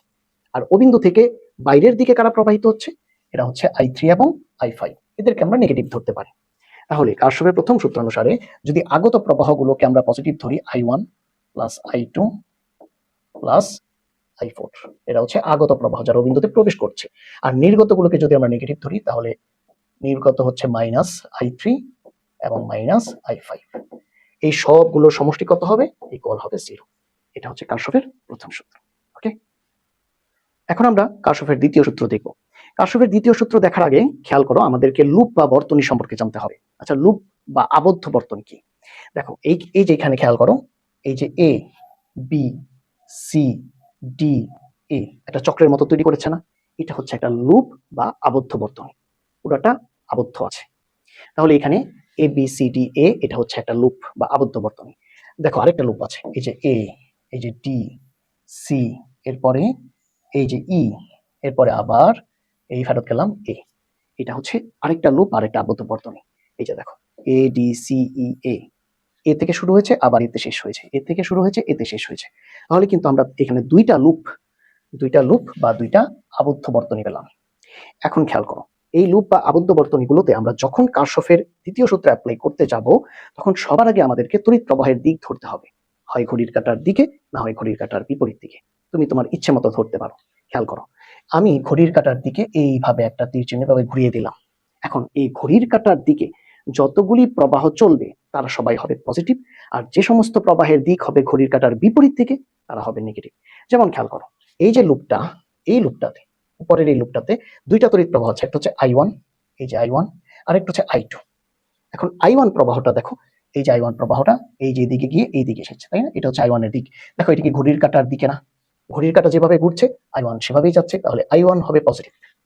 কিন্তু I2, দেখো I2 কিন্তু এই যে নিচে দিয়ে এই দিকে যাচ্ছে। দেখো, এটা কি ঘড়ির কাঁটার বিপরীত দিকে যাচ্ছে না? ঘড়ির কাঁটা আসতেছে এইদিকে, আর I2 যাচ্ছে তার বিপরীত দিকে, I2 যাচ্ছে তার বিপরীত দিকে। তাহলে আমরা বলতে পারি I2 এর দিক হচ্ছে নেগেটিভ। এখন আমরা কি করব? আমরা তো স্যার বুঝে ফেলেছি যে কোন প্রবাহ পজিটিভ, কোন প্রবাহ নেগেটিভ। এখন আমরা প্রত্যেকটা রোধের সাথে, যেমন এখানে কি কি রোধ আছে, পি, কিউ, আর, এস, প্রত্যেকটা রোধের সাথে তার মধ্য দিয়ে যে প্রবাহগুলি গিয়েছে সেই প্রবাহগুলিকে গুণ দিব। যেমন আমরা প্রথমে পি এর সাথে গুণ দিব I1, তাহলে আমরা বলবো I1 ইন্টু পি। তারপরে দেখো, কিউ এর সাথে কিউ এর মধ্যে দিয়ে গিয়েছে I1, তাহলে কিউ এর সাথেও আমরা I1 কে গুণ দিব, I1 ইন্টু কিউ। তারপরে আর এর মধ্যে দিয়ে গেল I2, I2 ইন্টু আর, এবং এস এর মধ্যে দিয়েও গিয়েছে I2, I2 ইন্টু এস। এখন আমরা চিহ্ন বসাবো। আচ্ছা, চিহ্ন আমরা প্রথমেই দেখেছি, যেহেতু I1 এর দিক ঘড়ির কাঁটার দিকে, তাহলে I1 যেগুলি আছে সেগুলি হবে পজিটিভ। প্রথমটা প্লাস না দিলেও চলে। আচ্ছা, আর I2 যেহেতু ঘড়ির কাঁটার বিপরীত দিকে, আমরা কিন্তু ঘড়ির কাঁটার দিকে পজিটিভ ধরেছি। তুমি চাইলে ঘড়ির কাঁটার বিপরীত দিকেও পজিটিভ ধরতে পারো, বাট ঘড়ির কাঁটার দিকেই আমরা সাধারণত ধরি, এটা তোমার ইচ্ছা। এখন I2 এর দিক হচ্ছে ঘড়ির কাঁটার, I2 এর দিক ঘড়ির কাঁটার বিপরীত দিকে হয়ে গেছে, তাই এই ক্ষেত্রে I2 হচ্ছে নেগেটিভ। তাহলে I2 হচ্ছে নেগেটিভ। এখন ইকুয়াল, এই সবগুলিকে আমরা একসাথে করবো না, একসাথে করবো। ইকুয়াল হচ্ছে তড়িৎচালক বল, বা এই যে বর্তনীর তড়িৎচালক বল, অর্থাৎ প্রত্যেকটা প্রবাহের সাথে তার রোধকে গুণ দিব, প্রত্যেকটা প্রবাহের সাথে তার রোধকে গুণ দিব, এবং সবগুলিকে একসাথে যোগ করে ফেলবো। এর সমষ্টি হবে এই বর্তনীর তড়িৎচালক বলের সমান। এখন প্রশ্ন হচ্ছে, এই যে আবদ্ধ বর্তনীটা দেখতে পাচ্ছ, এই যে আবদ্ধ বর্তনী, দেখো তো এইখানে কোনো তড়িৎচালক বল আছে, কোনো ব্যাটারি আছে? সহজ কথায়, কোনো ব্যাটারি আছে এখানে? এমন কেউ আছে যে তড়িৎচালক বল এখান থেকে সরবরাহ করবে? কেউ নাই। তাহলে আলটিমেটলি এখানে তড়িৎচালক বলের মান কত হবে? 0 হবে, ইকুয়াল 0। আশা করি বুঝতে পারছো। আচ্ছা, নিচের লুপটা দেখো, তাহলে ইনশাআল্লাহ পুরোটা ক্লিয়ার হয়ে যাবে। দেখো নিচের লুপেও আমরা ঘড়ির কাঁটার দিকের ঘূর্ণনকেই পজিটিভ ধরলাম, নিচের লুপটার ক্ষেত্রেও সেম। এখন আসো আমরা দেখি এখানে কি কি প্রবাহ আছে আর কি কি রোধ আছে। প্রথমে এই যে নিচের লুপটাতে আছে আর রোধ এবং এস রোধ। উপরের গুলিতে এখন আর নাই, উপরের গুলি এখন কাউন্ট করা যাবে না। এখন লুপ কোনটা? লুপ হচ্ছে এইটা, খেয়াল করো, লুপ হচ্ছে এই জায়গাটা, এই যে ADCEA, এটা হচ্ছে আমাদের লুপ। এই লুপের মধ্যে আমাদের রোধ হচ্ছে আর এবং এস। আর এই ক্ষেত্রে প্রবাহ কোনটা? প্রবাহ হচ্ছে এই যে আর এর মধ্যে দিয়ে কে গিয়েছে I2, এস এর মধ্যে দিয়ে কে গেল I2, দুইটা। তাহলে আমরা প্রত্যেকটা প্রবাহের সাথে সংশ্লিষ্ট রোধটাকে গুণ দিয়ে দিই। I2 এটা আর এর মধ্যে দিয়ে গিয়েছে, আবার I2 আরেকটা এস এর মধ্যে দিয়ে গিয়েছে। আচ্ছা, এই বর্তনীতে কি কোনো তড়িৎচালক বল বা ব্যাটারি আছে? সরি, এই লুপের মধ্যে, এই আবদ্ধ লুপের মধ্যে আছে এই যে ব্যাটারি। তাহলে এই ক্ষেত্রে আমরা সমান সমান চিহ্নের এই পাশে দিব এই ব্যাটারি তড়িৎচালক বল, ব্যাটারি তড়িৎচালক বল। এখন আমরা যে কাজটা করবো সেটা হচ্ছে এদের দিকের জন্য চিহ্ন বসাবো। দেখো এই যে ঘড়ির কাঁটার দিকে যখন ঘূর্ণন হচ্ছে, ঘূর্ণনটা ঘড়ির কাঁটার দিকে আমরা পজিটিভ ধরেছি। দেখো I2 কিন্তু এখন ঘড়ির কাঁটার দিকেই যাচ্ছে, এই যে সরি, এই যে I2 এখান থেকে শুরু হয়েছে না, এই যে I2 এটা কিন্তু ঘড়ির কাঁটার দিকেই যাচ্ছে। ঘড়ির কাঁটা যেই দিকে যাচ্ছে I2 কিন্তু সেই দিকেই যাচ্ছে, গিয়ে আবার এই দিক দিয়ে ঘুরে আসবে। তুমি উপরেরটাকে মনে মনে বাদ দিয়ে দাও, তাহলে দেখবা প্রবাহটা এইরকম মনে হবে, আবার ঘড়ির কাঁটার দিকে ওই রকম। তার মানে I2 এর দিক ঘড়ির কাঁটার ঘূর্ণনের দিকেই হয়ে যাচ্ছে। সো I2 কে এখন আমরা কি ধরবো? I2 কে এখন আমরা পজিটিভ ধরবো, সামনেটাকে প্লাস না দিলেও চলে, দুইটা I2ই পজিটিভ। ওকে, এখন তড়িৎচালক বলের চিহ্নটা খুবই ইম্পর্টেন্ট, খেয়াল রেখো। দেখো তড়িৎচালক বলের চিহ্ন আমরা অনেক সময় প্যাচ লাগিয়ে ফেলি। তড়িৎচালক বল বা ব্যাটারির চিহ্নটা আমরা কিভাবে বসাবো? খেয়াল রাখবা, যেই দিকে তুমি তড়িৎ প্রবাহকে পজিটিভ ধরেছো, ব্যাটারি যদি সেই দিকেই তড়িৎ প্রবাহ পাঠায়, ব্যাটারি যদি সেই দিকেই কারেন্টটা পাঠায়, তাহলে বুঝবা ব্যাটারির দিক, ব্যাটারি তড়িৎচালক বল পজিটিভ। তুমি কোন দিকে পজিটিভ ধরেছো? তুমি ধরেছো ঘড়ির কাঁটার ঘূর্ণনের দিকে, পজিটিভ দিক। দেখো ব্যাটারি, এই যে ব্যাটারিটা, ব্যাটারিটা দেখো তড়িৎ প্রবাহ এইদিকে পাঠাচ্ছে, এই যে এইদিকে পাঠাচ্ছে। তার মানে তড়িৎ প্রবাহ তো সে ঘড়ির কাঁটার দিকেই পাঠাচ্ছে, ঘড়ির কাঁটার দিকেই তড়িৎ প্রবাহ পাঠাচ্ছে। তড়িৎ প্রবাহ এইদিকে আসছে, এই যে ব্যাটারির প্রবাহ এইদিকে আসছে। সো আমরা যে ঘড়ির কাঁটার দিকে ধরেছি, এখানে কিন্তু ব্যাটারির তড়িৎ প্রবাহ কিন্তু ঘড়ির কাঁটার দিকেই ঘুরছে, তাই ব্যাটারির তড়িৎচালক বলকে এখানে আমরা পজিটিভ ধরবো। এরপরে আমরা এগুলির মান বসালেই ইনশাল্লাহ আমাদের অঙ্ক হয়ে যাবে। চলো আমরা একটা সৃজনশীল করি, তাহলে দেখবা যে ইনশাল্লাহ পুরোটা ক্লিয়ার। ওকে, তাহলে এখন চলো আমরা এই সৃজনশীলটা দেখি। এখানে কি বলা হচ্ছে? চিত্রে একটি হুইস্টন ব্রিজ দেখানো হয়েছে। ঘ প্রশ্নে বলা হচ্ছে চাবিকে এর সংযোগ বিচ্ছিন্ন করে কারশফের সূত্রের সাহায্যে পি ও আর কোনটির মধ্য দিয়ে অধিক প্রবাহ অতিক্রম করবে তা দেখাও। আচ্ছা, এই যে দেখো চাবিকে, এটার সংযোগটা বিচ্ছিন্ন করে দেওয়া হয়েছে। যদি এখান থেকে চাবিটা বিচ্ছিন্ন করে দেওয়া হয়, তাহলে তো এই যে লাইনটা আছে, গ্যালভানোমিটারের যে শাখাটা আছে, এর ভিতর দিয়ে কিন্তু তড়িৎ প্রবাহ 0 হয়ে যাবে, মানে এর ভিতর দিয়ে কোনো তড়িৎ প্রবাহিত হবে না। তখন আমরা কিন্তু চিত্রটাকে এইভাবে আঁকতে পারি, এই যে এইভাবে, একটু আগে যেভাবে দেখেছিলাম সেম ভাবে। এই যে দেখো মাঝখান দিয়ে গ্যালভানোমিটারের শাখাটা নাই, কারণ এটা দিয়ে তো আর তড়িৎ প্রবাহ হবে না। আচ্ছা, তাহলে এখন খেয়াল করো, আমরা এইখানে যে তড়িৎ প্রবাহগুলি দেখতে পাচ্ছি, সেই তড়িৎ প্রবাহগুলি হচ্ছে আমাদের আবদ্ধ লুপ অনুযায়ী। আমরা যদি খেয়াল করি, আবদ্ধ লুপ কোনটা? ABCDA, এটা আমাদের আবদ্ধ লুপ। এই যে ABCDA, এই আবদ্ধ লুপের মধ্যে তড়িৎ প্রবাহ কোনটা কোনটা? একটা হচ্ছে I1, এই যে I1 এই দিক দিয়ে গেল, তারপর আবার এই দিকে ফেরত আসলো। আরেকটা হচ্ছে I2, এই যে I2 আর এর মধ্য দিয়ে গেল, তারপর এস এর মধ্য দিয়ে গিয়ে সি বিন্দুতে গিয়ে কিন্তু I1 এর সাথে মিলিত হলো। এটা হচ্ছে আবদ্ধ লুপের অবস্থা। এখন এই আবদ্ধ লুপে আমরা কারশফের দ্বিতীয় সূত্র যদি অ্যাপ্লাই করতে চাই, তাহলে কি করতে হবে? প্রথমে আমাদেরকে তড়িৎ প্রবাহের দিক ধরতে হবে। তো আমরা ঘড়ির কাঁটার দিকে যদি তড়িৎ প্রবাহের দিকে পজিটিভ ধরি, তাহলে খেয়াল করো, এখন যে সমস্ত তড়িৎ প্রবাহ ঘড়ির কাঁটার দিকে ঘুরবে সেগুলি হবে পজিটিভ, আর যেগুলি ঘড়ির কাঁটার বিপরীত দিকে ঘুরবে সেগুলি হবে নেগেটিভ।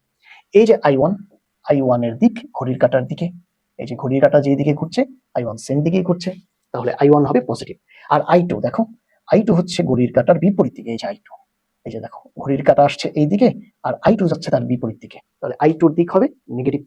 এখন আমরা প্রত্যেকটা রোধের সাথে তার ভিতর দিয়ে যে প্রবাহ চলছে সেই প্রবাহকে গুণ দিব। যেমন I1 কার কার ভিতর দিয়ে যাচ্ছে? I1 যাচ্ছে P এর মধ্য দিয়ে আর Q এর মধ্য দিয়ে, তাহলে আমরা I1 এর সাথে P কে গুণ দিব এবং I1 এর সাথে Q কে গুণ দিব। যেহেতু I1 এর দিক পজিটিভ, তাই এই দুইটাই কি হবে? পজিটিভ হবে। আচ্ছা, তারপরে I2 কার কার মধ্য দিয়ে যাচ্ছে? I2 যাচ্ছে R এর মধ্য দিয়ে এবং S এর মধ্য দিয়ে, তাহলে আমরা R এবং S এর সাথে I2 কে গুণ দিব এবং I2 যেহেতু নেগেটিভ, সামনে মাইনাস হবে।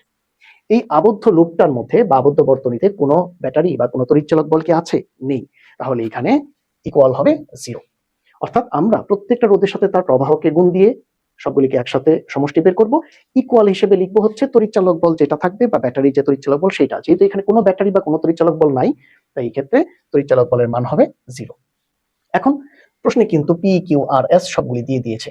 আমরা এই সবগুলি মান বসিয়ে দিব পি কিউ আর এস, বসিয়ে দিলে এখান থেকে আমরা পাবো 60I1 = 95I2। তাহলে এখান থেকে I1 সমান 19/12I2, এই 1 নম্বর সমীকরণটা কিন্তু এখান থেকে পাওয়া যাবে। আচ্ছা, এখন দেখো আমরা দ্বিতীয় লুপের দিকে যাই। এই যে দেখো এখানে আরেকটা লুপ আছে, সেই লুপটা আমরা অলরেডি দেখেছি। এই যে এ বি সি, তারপরে এই ই, তারপরে এখান থেকে আবার এ, এই যে এ ডি সি ই এ। এই আবদ্ধ লুপে এখন আমরা কারশফের দ্বিতীয় সূত্র অ্যাপ্লাই করব। তাহলে চলো আগের মতো এখানেও আমরা তড়িৎ প্রবাহের দিক ধরি, আমরা ঘড়ির কাঁটার দিকেই তড়িৎ প্রবাহকে পজিটিভ ধরছি। তাহলে এই ক্ষেত্রে একটা মাত্র প্রবাহই আমরা দেখতে পাচ্ছি, সেটা হচ্ছে এই আই টু। এই আই টু দেখো, আই টু কিন্তু ঘড়ির কাঁটার দিকেই ঘুরছে। এই যে ঘড়ির কাঁটা যেই দিকে যাচ্ছে আই টু সেই দিকেই যাচ্ছে, সেম। তাহলে আই টু এর দিক এখন হয়ে যাবে পজিটিভ। আই টু কাকার মধ্য দিয়ে যাচ্ছে, আই টু যাচ্ছে আর এর মধ্য দিয়ে এবং এস এর মধ্য দিয়ে। এই লুপটাতে কিন্তু এই দুইটা মাত্র রোধ আছে, তাই না? তাহলে আই টু কে আমরা আর এবং এস এর সাথে গুণ দিব, যেহেতু আই টু পজিটিভ সেহেতু এই দুইটার সামনেই প্লাস চিহ্ন হবে। আচ্ছা, এই আবদ্ধ লুপটাতে কি কোনো ব্যাটারি বা তড়িৎচালক বল আছে? হ্যাঁ আছে, এই যে নিচে একটা ব্যাটারি আছে। তাহলে ওই পাশে আমরা ব্যাটারি লিখবো, ব্যাটারি হবে ই। আচ্ছা, এখন হ্যাঁ ব্যাটারি তো ই না, ব্যাটারিটাকে আমরা প্রথমে ই লিখি, সুবিধা হবে। ব্যাটারি হবে ই, এর মান পরে 12 বসাবো, সমস্যা নেই। এখন খেয়াল করো, এই যে ব্যাটারিটা আমরা পেলাম, এই ব্যাটারিটার আমরা পজিটিভ ধরবো না নেগেটিভ ধরবো তার তড়িৎচালক বলকে? আমরা দেখবো যে আমরা তো ঘড়ির কাঁটার দিকে তড়িৎ প্রবাহের দিকে পজিটিভ ধরেছি। আচ্ছা, এই ব্যাটারির প্লাস থেকে কোন দিকে তড়িৎ প্রবাহ যাবে? মাইনাসের দিকে যাবে না? এই যে ব্যাটারি দেখো, এই যে আই তড়িৎ প্রবাহ কি তো প্লাস থেকে মাইনাস দিকে পাঠিয়েছে, এই যে। তাহলে ব্যাটারিটাও কি ঘড়ির কাঁটার দিকে একই দিকে তড়িৎ প্রবাহ পাঠালো না?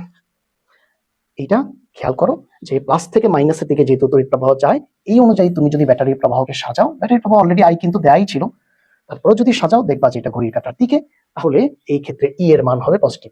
আর যদি বিপরীত দিকে হয়ে যেত তাহলে নেগেটিভ হতো। এখন ই এর মান কোশ্চেনে দেওয়া আছে 12 ভোল্ট, আমরা 12 বসিয়ে দিলাম।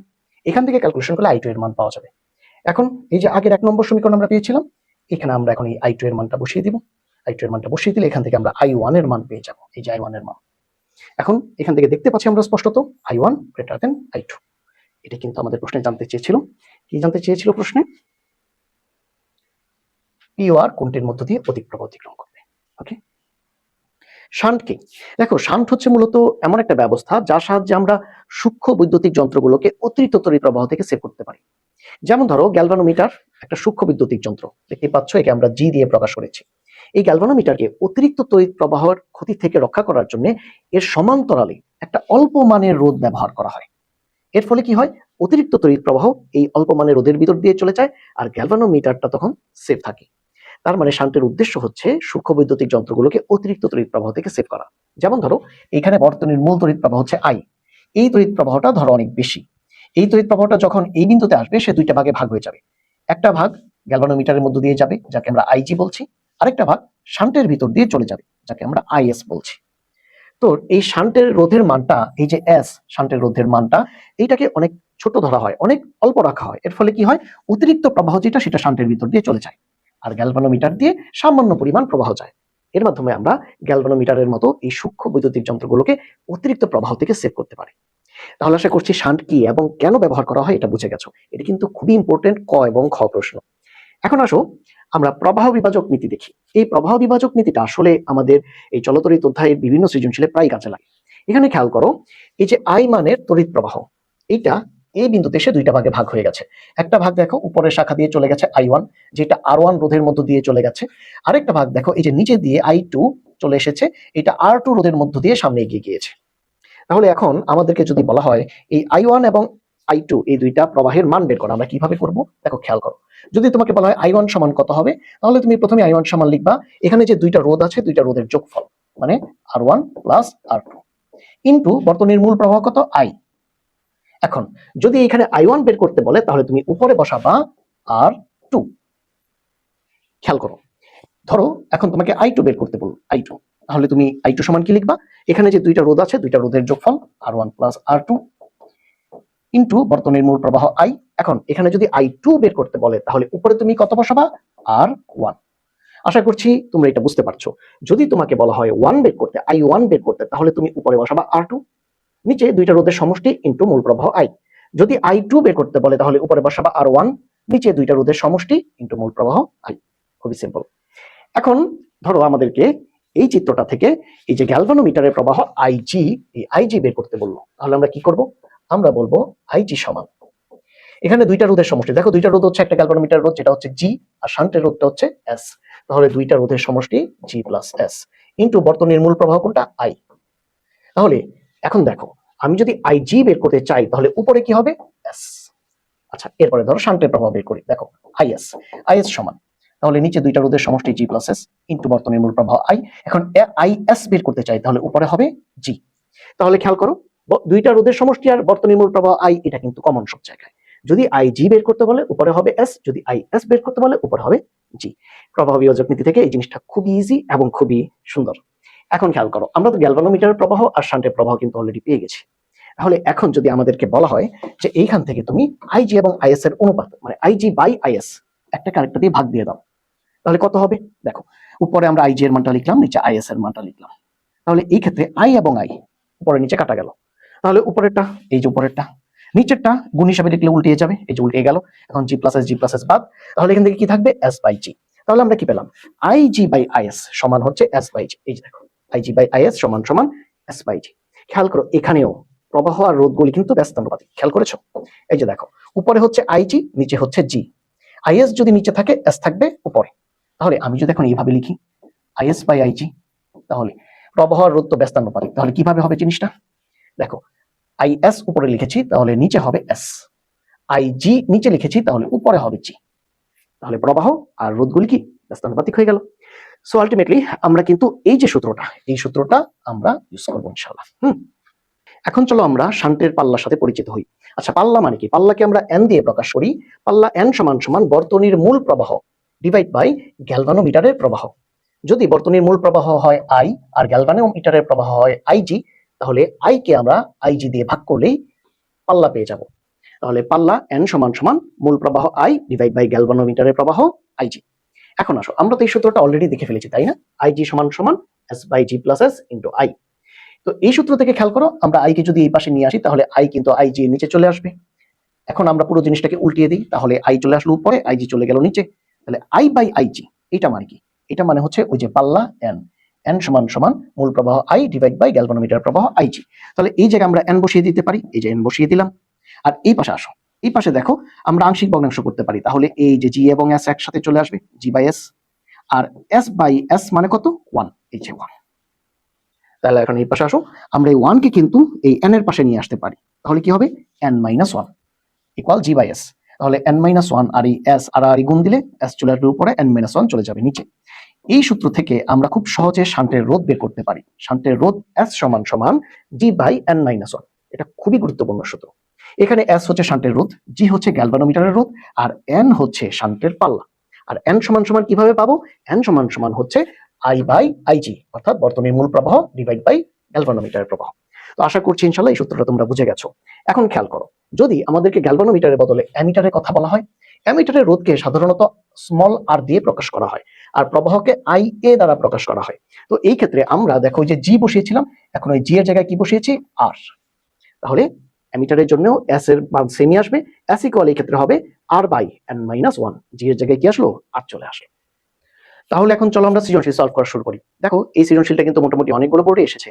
এখানে বলা হচ্ছে 90 ওহম রোধের একটি গ্যালভানোমিটার, তার মানে গ্যালভানোমিটার রোধ এর রোধ জি এর মান দেওয়া আছে 90 ওহম। এই গ্যালভানোমিটারের সাথে 1 ওহম রোধ সমান্তরালে যুক্ত।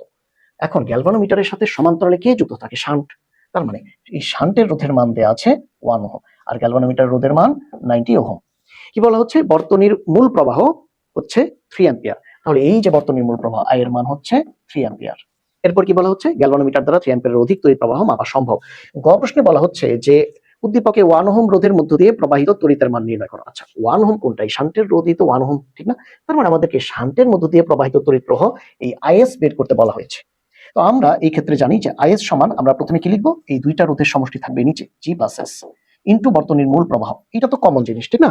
যদি আমরা আইএস বের করতে চাই তাহলে উপরে কি লিখবো, জি। তাহলে এখন আমরা মান বসাই, জি মানে 90 প্লাস এস মানে 1 আর আই মানে 3 অ্যাম্পিয়ার। তাহলে এখান থেকে আমরা পাবো 2.967 অ্যাম্পিয়ার। এটা হচ্ছে আমাদের গ প্রশ্ন। এখন আমরা এই ঘ প্রশ্নটা সলভ করব। উদ্দীপক অনুসারে কি ব্যবস্থা গ্রহণ করলে 30 অ্যাম্পিয়ার তড়িৎ প্রবাহ মাপা সম্ভব? আচ্ছা, আগে আমরা কত অ্যাম্পিয়ার মেপেছিলাম, আগে আমরা মেপেছিলাম 3 অ্যাম্পিয়ার, এখন মাপতে হবে 30 অ্যাম্পিয়ার। তার মানে এই যে তড়িৎ প্রবাহ সেটা কিন্তু সেইটার মান কিন্তু বাড়িয়ে দিতে হবে। তো এই যে বেশি তড়িৎ প্রবাহটা আমরা মাপবো, এটা মাপার জন্য অবশ্যই আমাদের গ্যালভানোমিটারের পাল্লাকে বাড়িয়ে দিতে হবে, মানে গ্যালভানোমিটারের ক্ষমতা বৃদ্ধি করতে হবে। আর গ্যালভানোমিটারের ক্ষমতা বৃদ্ধি করতে পারবো আমরা শান্টের ক্ষমতা বৃদ্ধির মাধ্যমে। শান্টের পাল্লাই হচ্ছে শান্টের ক্ষমতা।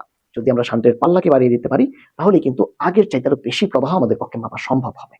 তাহলে এই ক্ষেত্রে আমরা পাল্লা বৃদ্ধির পূর্বে সর্বোচ্চ কতটুকু প্রবাহ মেপেছিলাম? 3 অ্যাম্পিয়ার। পাল্লা বৃদ্ধির পরে আমরা কত প্রবাহ মাপতে পারবো? 30 অ্যাম্পিয়ার। পাল্লা বৃদ্ধির পূর্বে শান্টের রোধ কত ছিল? 1 ওহম। আর পাল্লা বৃদ্ধির পরে শান্টের রোধ এস ডট, এটা কিন্তু আমরা জানি না। যদি আমরা এটা জানতে পারি, তখন আমরা এখানে কি ব্যবস্থা নিতে হবে সেটা বুঝতে পারবো। কারণ পাল্লা বৃদ্ধির পূর্বে কিন্তু এস এর মান আছে, এখন এস ডটটা বের করতে পারলেই আমাদের হয়ে যাবে। তাহলে এই ক্ষেত্রে দেখো আমাদেরকে পাল্লা কতটুকু বাড়াতে হবে। আগে 3 অ্যাম্পিয়ার মেপেছিলাম, এখন 30 অ্যাম্পিয়ার মাপো। তার মানে বোঝাই যাচ্ছে যে 3 থেকে 30 তে এসেছি, পাল্লা তো 10 গুণ বেড়ে গেছে। আচ্ছা ঠিক আছে, দেখো আমরা পাল্লা এন সমান কি লিখবো? এখন কতটুকু আমাদেরকে মাপতে হবে? I dot. আগে কতটুকু মেপেছিলাম? আই। তাহলে এখন মাপতে হবে 30 অ্যাম্পিয়ার। আগে মেপেছিলাম 3 অ্যাম্পিয়ার। তাহলে 30 আর 3 ডিভাইড করলে কত পাবো? 10। তার মানে পাল্লাকে 10 গুণ করে দিতে হবে, শান্টের ক্ষমতাকে বা পাল্লাকে 10 গুণ করে দিতে হবে, তখন আমরা 30 অ্যাম্পিয়ার পরিমাণ প্রবাহ মাপতে পারবো। আচ্ছা, এখন তাহলে আমরা এই ক্ষেত্রে শান্টের রোধ এস ডট কত হবে? জি বাই এন মাইনাস 1। জি মানে 90, এন মানে 10, আর 1 তো আছে, আমরা পাবো 90/9, মানে হচ্ছে 10 ওহম। তাহলে দেখো শান্টের পরিবর্তিত যে রোধ হবে সেটা হবে 10 ওহম। শান্টের রোধকে যদি আমরা 10 ওহম বানাতে পারি, তাহলে কিন্তু আমরা 30 অ্যাম্পিয়ার মাপতে পারবো। আগে শান্টের রোধ কত ছিল? 1 ওহম, এখন কত? 10 ওহম। তাহলে শান্টের রোধ কত বাড়াতে হবে? ডেল এস সমান এস ডট মাইনাস এস, মানে হচ্ছে 10 মাইনাস 1, তার মানে 9 ওহম। সো শান্টের রোধ 9 ওহম পরিমাণ আমাদেরকে বাড়িয়ে দিতে হবে, তখন কিন্তু আমরা এই 30 অ্যাম্পিয়ার প্রবাহ মাপতে পারবো। এখন রোধ কিভাবে বৃদ্ধি করব? দেখো আমরা জানি যে শ্রেণী সমবায়ে রোধ বৃদ্ধি হয় আর সমান্তরাল সমবায়ে রোধ কমে যায়। অর্থাৎ দেখো 19 থেকে আমরা পড়ে এসেছি আর এস সমান কত? আর ওয়ান প্লাস আর টু। অর্থাৎ দুইটা রোধকে তুমি যদি শ্রেণীতে যুক্ত করো, তখন কিন্তু এদের তুল্য রোধ কি হয়? বেড়ে যায়। সো আলটিমেটলি আমরা যদি এই 1 ওহম শান্টের সাথে এই 9 ওহম রোধটাকে যদি শ্রেণী সমবায়ে যুক্ত করি, তখন কিন্তু 9 প্লাস 1 মানে কত হবে? এই 10 ওহম হয়ে যাবে। তখন আমরা 10 গুণ পাল্লা পেয়ে এই 30 অ্যাম্পিয়ার প্রবাহকে মাপতে পারবো। তাহলে কি ব্যবস্থা গ্রহণ করতে হবে? এই 1 ওহম শান্টের সাথে শ্রেণীতে বা শ্রেণী সমবায়ে 9 ওহম রোধ যুক্ত করতে হবে। আশা করছি ইনশাআল্লাহ বুঝে গেছো। এখন চলো এই সৃজনশীলটা দেখি। এখানে বলা হচ্ছে যে 100 ওহম রোধের গ্যালভানোমিটার। তাহলে দেখো গ্যালভানোমিটারের রোধ জি এর মান 100 ওহম। 5 ওহম শান্ট নিয়ে দেখো শান্টের রোধ এস ইকুয়াল 5 ওহম। একটি তড়িৎ বর্তনী তৈরি করা হলো। গ্যালভানোমিটারের প্রবাহ আইজি, এটা হচ্ছে 0.46 অ্যাম্পিয়ার। প্রশ্নে বলা হচ্ছে শান্টের প্রবাহ মানে আইএস বের করো। আচ্ছা, আমরা জানি যে আইএস বাই আইজি যদি আমরা লিখি, তাহলে সেই ক্ষেত্রে আইএস যদি উপরে হয় এস হবে নিচে, আইজি যদি নিচে হয় তাহলে জি হবে উপর। এখান থেকে আমরা আইএস এর মান কিন্তু বের করতে পারবো। আইএস ইকুয়াল কি পাবো? জি বাই এস ইন্টু আইজি। এখন দেখো জি মানে কত? 100 ওহম, এস মানে কত? 5 ওহম, ইন্টু আইজি এর মান কত? 0.46। তাহলে আমরা পাবো 9.2 অ্যাম্পিয়ার। তো এইটা হচ্ছে মূলত আমাদের গ প্রশ্নের সলিউশন। এখন চলো এই ঘ প্রশ্নটা আমরা সলভ করি। দেখো এখানে বলা হচ্ছে যে বর্তনীর শান্তির সাথে 5 ওহম মানের আরো একটি রোধ শ্রেণীতে যুক্ত করলে মূল প্রবাহের 20% গ্যালভানোমিটারের ভিতর দিয়ে প্রবাহিত হবে। উক্তিটির সত্যতা গাণিতিকভাবে যাচাই করো। তাহলে আমাদেরকে কি করতে হবে? শান্টের সাথে মানে এস এর সাথে আরো 5 যোগ করতে হবে। তাহলে এই ক্ষেত্রে এস ডট হবে 5 প্লাস 5 ইকুয়াল 10 ওহম। এইটা হবে পরিবর্তিত অবস্থায় শান্টের রোধ, মানে আরো 5 আমরা বাড়িয়ে দিলাম, 10 বানিয়ে ফেললাম। এখন কি করতে হবে? মূল প্রবাহের সাথে গ্যালভানোমিটারের প্রবাহের একটা সম্পর্ক তৈরি করতে হবে। একটা সম্পর্ক তৈরি করতে হবে। আচ্ছা খেয়াল করো, আমরা গ্যালভানোমিটারের প্রবাহ কি পেয়েছিলাম? আইজি সমান কি লেখা যায়? নিচে যদি আমরা লিখি জি প্লাস এস ইন্টু আই, এটা তো কমন জিনিস। উপরে নিচে আইজি বের করতে চাইলে উপরে আমাদেরকে কি লিখতে হবে? এস লিখতে হবে, তাই না? আইজি বের করতে চাইলে উপরে লিখতে হবে এস। তাহলে দেখো এইখান থেকে কিন্তু এই যে গ্যালভানোমিটারের প্রবাহ আর এই যে মূল প্রবাহ, এই দুইটার মধ্যে সম্পর্ক তৈরি করা যাবে। আমরা পরের লাইনে লিখতে পারবো আইজি বাই আই সমান S by G plus S. এখন পরিবর্তিত অবস্থায় আমরা তো এগুলিকে এস ডট বলেছি, S dot S dot S dot S dot. চলো এখন মান বসাই। এস ডট মানে হচ্ছে 10, জি মানে হচ্ছে 100, এস ডট মানে 10, আমরা এখান থেকে পাবো 1/11। তার মানে দেখো আইজি বাই আই সমান আমরা কত পেলাম? 1/11। মানে মূল প্রবাহ আই যদি 11 ভাগ হয়, তার 1 ভাগ হবে গ্যালভানোমিটারের প্রবাহ। তার মানে মূল প্রবাহের 11 ভাগের 1 ভাগ গ্যালভানোমিটারের মধ্য দিয়ে যাবে। আমরা কি বুঝতে পারছি? মূল প্রবাহের 11 ভাগের 1 ভাগ যাবে কোন দিক দিয়ে? গ্যালভানোমিটারের ভিতর দিয়ে। ওনারা কিন্তু বলেছেন 20% যাবে, তার মানে কি পার্সেন্টে নিতে হবে। সো আমরা একে 100% দিয়ে গুণ দিই, তাহলে এখান থেকে পাবো 9.09%। তাহলে এটা কি 20% হলো না? তাহলে মূল প্রবাহের 20% যাবে গ্যালভানোমিটার দিয়ে, এটা ভুল। কতটুকু যাবে? 9.09% যাবে। আলহামদুলিল্লাহ, আশা করছি ক্লাসটা তোমরা বুঝতে পেরেছো। ক্লাসটা তোমাদের কাছে কেমন লাগলো কমেন্ট করে জানাও, ফ্রেন্ড এবং জুনিয়রদের মাঝে শেয়ার করে দাও। ফিজিক্স, কেমিস্ট্রি এবং হায়ার ম্যাথের এরকম আরো গুরুত্বপূর্ণ ক্লাস খুবই দ্রুত আমাদের চ্যানেলে চলে আসবে। আমাদের সাথে যুক্ত থাকো। আসসালামু আলাইকুম রহমতুল্লাহ।